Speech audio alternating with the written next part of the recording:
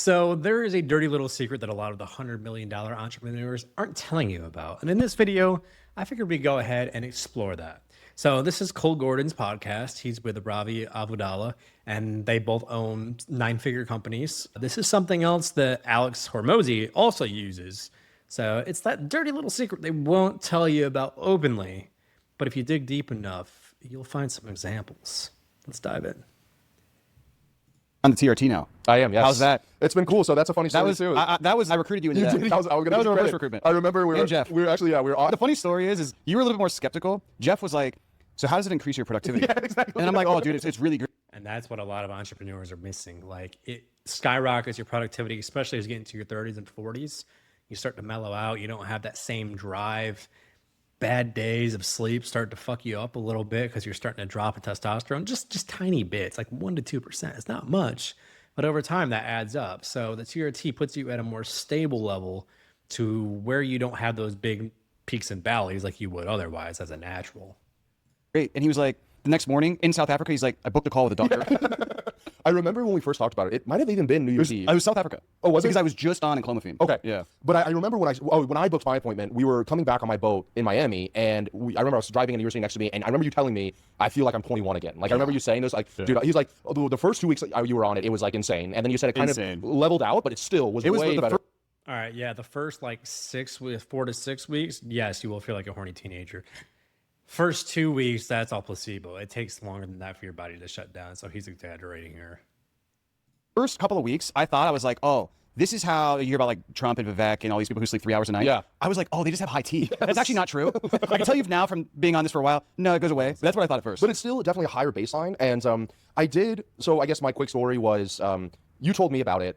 And I had been experiencing some of the symptoms for the last year or so, like not as much motivation to work as much anymore, not as much motivation to work out anymore, which that was a big part of who I was for a very long time, and a bunch of other things I won't get to in this podcast. And so just like anything else, I was like, well, fuck it. Let me just get a test and I'll see from the test. And I actually made a YouTube video about it, but I think that my overall total testosterone was like 350 or something like that, 350, 375, which that's like the absolute lowest. Well, that's very low. Yeah, the lowest level that you can be. That is the average male, which you don't want to be the average male in the United States, right? No. So it's actually in the 200s. It's the lowest for an average male, but at the same time, like the bottom of the range would be 200. So yeah, probably the average person is around 350 or so.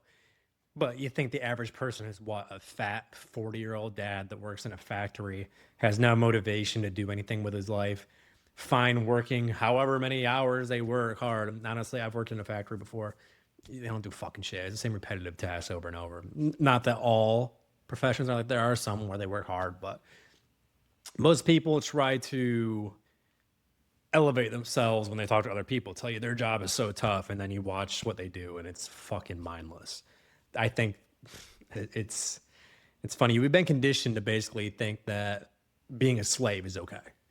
And that's where I was when I was in physical therapy. I was at a point where I was like, man, I'm the top performer in our fucking company and I can't even get more than like a $1 raise. Where the fuck do I go from here? And to me, that is super demotivating. So I'm like, so I can literally just half-assed it every day and come in and get paid the same amount as if I put in all the fucking work. So for me, when I made the jump to coaching and I made 14 grand the first month, I was like, holy fuck, that's like triple my fucking PT salary. And all I had to do was just do shit myself instead of having the middleman taking all the money and throwing it up to pharmacy and cancer and everywhere else that needed money because they lose money. Well, we make money. It's kind of a fucked up. It's basically a fucking Ponzi scheme. Therapy, we have little overhead, make $16 million a year, and then what do we get for it? This is what you get. Go fuck yourself. Same thing with the fucking nurses, dude. I'm probably gonna get in trouble for this, but nurses are fucking lazy too. They really are. There are some that work hard, don't get me wrong, but the amount of nurses that say they work hard and then I watch them sit behind the fucking desk all the time, the nurses station, so there's like a wall and they'll fucking hide behind there with their desk and just sit there and fucking snack on foods and shit. And it's like, oh, when the patient needs to go get changed, they send the CNA to do it. Oh, I need this. Unless it's medication, they're not showing up to do anything. They just fucking hide out for like 8 hours out of their 12-hour shift. And then meanwhile, we're in the rooms for like 40 minutes during COVID, I remember. At a time exposed to patients, we didn't get paid any extra for it. It was just part of you had to show up and do it. They got paid like $600 extra to be there to the same fucking hours we did, doing less work than we did. It was kind of fucked up. And they were like, we don't get paid enough. Go fuck yourself. Absolutely not. Like respiratory therapy, all these other places, they weren't getting paid more either. And we were all exposed equally to fucking patients. Nurses are fucking high maintenance. It's all- I went over it with my doctor in Miami, and he's like, look, like you can be on none of it. You can be on just Enclomiphene. You can actually do the injections. And I wish more people were a little bit more open about it. I like that we're talking about it here. That's why I made a YouTube video about it. I decided to go all in on the injections and the Enclomiphene. Within like 2 weeks, first of all, I don't understand why clinics do this. So you're taking testosterone, you're adding a SERM to it. So you're blocking the estrogen essentially on your brain to increase it by more. You're already on test. Why the fuck are you taking Enclomiphene? And then they'll give an AI. So this is what the clinics do, right? The clinics, I have internal access to Quest and LabCorp. I can see exactly what their pricing is and what the markup is, correct? The labs that I see typically when people do consultations with me and we get into it and then I take on a client, if they had a TRT clinic, generally that TRT clinic is running a $40 to $50 test and saying it's comprehensive enough. I've seen some that only run like your basic panel and the cheap, not the ultra sensitive like testosterone or anything like that. Like not even fucking free tea on some of them. So it's a joke. They literally just they prey on people who don't know any better. Let's put it that way. So they run the most basic test possible. So they charge you like $200-$300 a month for tests that cost what, $15 a month? It's about what, 40, 50 bucks for 3 months worth. If you're just doing TRT, like 200 to 250 milligrams vial, 10 milliliter vial. So like 15 bucks there. The blood work they only run every 3 to 4 months, and they charge you $200. So what's that? $800 for a fucking $30 test. And then they add in the Enclo, which is like another $100, and the AI, which is charged like another $80 on top of it. So that by the end of it, like I had a guy sign on literally 3 weeks ago, I think. And he was paying $8,000 for 6 months of a TRT clinic. $8,000. And he didn't even get full fucking blood work done. I literally ordered it for him day one. I'm like, this is fucking bullshit. You were getting hosed. And he has a whole cabinet full of shit they upsold him. Because they just run it. It's basically like fucking ClickFunnels, just TRT version. It's like, okay, well, here's your test. Here's this. Do you want this, this, and this, and this? Because this will do this and help. And then in reality, it's not really moving the needle at all. Or actually fucking skewing your blood work. But they can sell you all those extra upsells, and it's legal. So, legal drug dealers. the first 2 weeks, I Greatest thing in your life. I gained 30 pounds in 2 weeks. It was like actually insane. No, And that's also bullshit. I'm on a fucking bender right now. No, that's not possible. Like the first 2 weeks, it doesn't even kick in. So even if you did put on some, let's say he did, you're going to put on about 10 pounds of water total. And that's about it. To put on 20 extra pounds past that, 3,500 calories times 20. Do the math. You didn't eat 70,000 calories over maintenance, Robbie. Like, let's be fucking honest. by far, I would say top 3 best things I've ever done in my personal life. Yeah. But, I mean, by far, my energy levels, like now I'm like 2 to 3 mile walks in the morning on the beach. I'll bust out an 8 to 9 hour workday. Then I'll do a lift. Then I'll do like sunset. And then I'll play a game of Catan with my friends. Like all in one, where I would have been struggling to do 2 of those things in one day. So I just feel like I have way more energy. And another thing that I didn't really notice until I started doing it too is my confidence level. I started noticing like I used to be a very confident guy. And then I definitely got quieter as I got older. But there were some parts of me that was like, it's hard to describe. But I could feel myself being less confident in situations that I usually would. That's huge. When your testosterone's low, you don't have that same confidence, the bravado. And that's when guys get fucking soft too. You see these 40-year-old dudes, like even the guys who are, pretty high up there in their suit, you can tell they're a little soft. They don't have that same fucking confidence at the pool. They're afraid to take their shirt off. They get out of their fucking G-Wagon and yeah, you got the expensive shit, but you look like shit too. So it doesn't really give you the same status when you don't have the body to go with it. And that's that one thing that you can't buy the body. You have to actually put the work in. And when you get to a certain point in business, you can pretty much afford whatever you want, which is awesome. But it's like, you can't just buy your way out of shitty health or shitty visuals. Like, you got to actually fucking put some work in and realize it's not difficult. You just need to take away all the bullshit that people are feeding you and have a plan that is structured and works for you and your work schedule. And that's what I do. That's what I do is I take guys who are in business, who are in finance, work long hours, super stressed out, have all this other shit going on. We eliminate the decision fatigue, give you a plan that works for you, your genetics, your hormones, apply it to everything, and then I manage the diet, etc. for you. You have calculators and everything to make it super easy and straightforward. I try to take everything off your plate and just give you certain KPIs to hit these couple of targets, give me the data, and we'll make it work. Easy.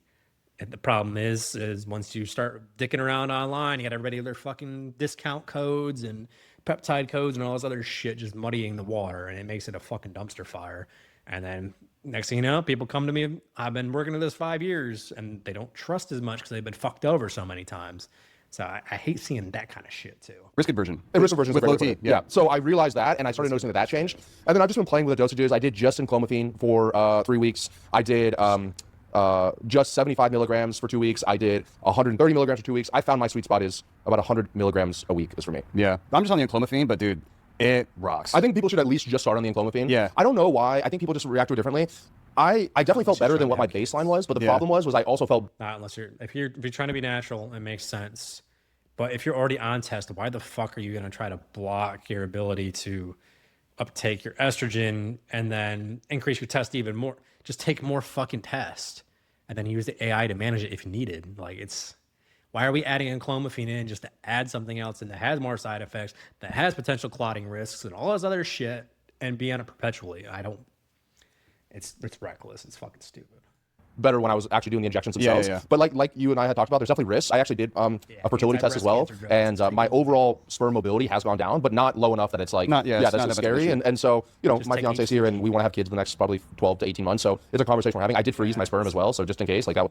So for him to have kids, yes, it makes sense to use Enclomiphene and not the TRT. But if he's already on the TRT, that's when you do one of like the fertility stacks that are out there. I mean, the typical ones, HCG, HMG.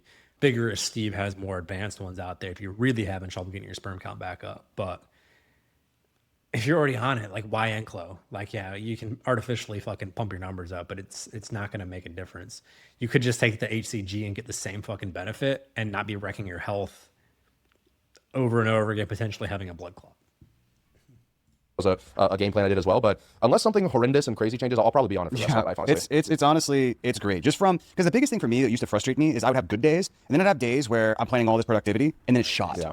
And since I've been on it, I think it's like a virtuous cycle. It's like my sleep got a lot better. Because my sleep was better, I didn't need like a bunch of caffeine in the morning, because I didn't need that. I didn't get a midday crash, and then I wasn't like messing with my adrenals or my system or whatever. And so like now it's like I can, you know, there's days that are better than others still, but I can reliably just know I'm going to show up every single day. Yes. You know, I think that's the other thing. So we were talking about this, but you know, what's your thoughts on YouTube versus Instagram? Because, you know, Instagram's our favorite platform.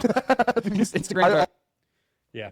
So they go into it deeper somewhere along here too, where he went to Hormozi's gym also. I don't remember the exact timestamp on it, but I'll put this in the link down below. You can hear about that. I don't know if you guys have kept up with that. I watched some other guy. There was a big gym YouTuber. He does home gyms and stuff. He visited and got a full tour of it and put it all out there. He's got a pretty sick gym, actually. The what are they called? It starts with a V. They have these new cable systems that have like a resistance along the whole strength curve to make it really tough. Vultras, yeah. And you can just hang them up, and they're actually cables, but they have a certain amount of weight you have to pull, so you can set them up for any exercise. That's pretty cool too. But that's kind of why Cole went out there, talked to Hormozi about that. They talked about the TRT, all that stuff, and Alex has been open about taking testosterone also, because it improves his work performance. We know Bezos is, we know Elon's talked about thinking about it. I don't know if he actually did hop on or not yet, but all these guys that had big glow ups, like Bezos used to be a fucking pencil neck, and now he looks like a fucking Giga Chad with his bajillion-dollar yacht, and you could tell he just is like performing at a new level because of the TRT and having a set plan set forth with his doctors, and whoever's doing his programming, like, is like, all right, Jeff, just do this. XYZ, we'll get you the peptides, we'll get you the testosterone, let's fucking kill it. And that's what all these top dogs are doing, that they're not openly talking about, but every once in a while someone will blow the lid off it like these guys did. So if you like this, obviously drop a comment down below, let me know. I read all the comments, so anything you guys want to know, I feel free to answer. Give me some content ideas coming up. I have another one on testosterone I'm likely going to drop soon. And then after that, it's kind of whatever comes to mind. Or if there's a hot topic that gets me all fired up, I'll fucking do a video on it. But until the next one, once again, if you want to watch this whole podcast, I'll put Cole's link down in the description below. But we'll see you next time.